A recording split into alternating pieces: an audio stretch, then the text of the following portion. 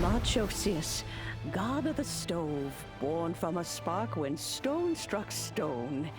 He was a god with a great love for humanity and their well-being. Millennia ago, the people sought to expand their city. They built a dwelling on the plains and called it the Gouba Assembly. The stove god cared greatly for the people, turning himself into minions who went into every home, fostering food and solidarity alike. Alas, their home was taken by a flood. The waters ravaged the Gouba Assembly and forced the people back south to Liyue Harbor. Though the distance was not far, the journey was plagued by a terrible storm. For a dozen days, the Adepti stayed by their side.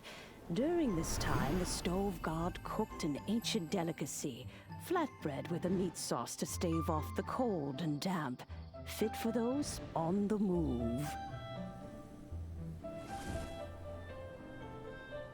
Centuries later, disaster and plague arose once more. The stove god would appear no longer, for he placed all of his power into the land itself to quell the calamities. His power expended, and his wits greatly reduced. Thus his body decreased in size. By the time he parted ways with us, he wasn't even the height of a human. He told Rex Lapis and I of the dishes that bring joy and of the secrets of the flame, then went into the mountains and entered into a long slumber.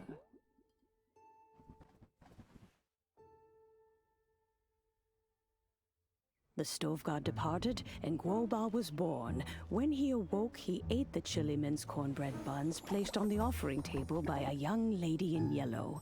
Though he did not remember the past, he was profoundly moved and decided to follow this young lady thereafter.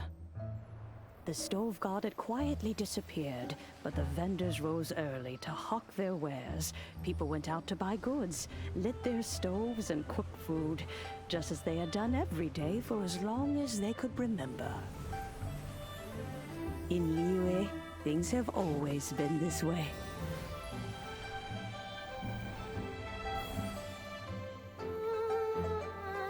Nature provides, the mountains rejoice. We are blessed by heaven's good grace. Years have gone by. The world has transformed, but our way of life survives.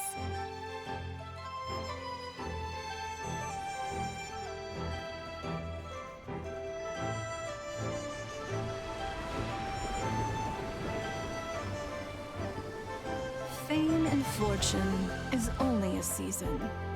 It is the moment that we should embrace.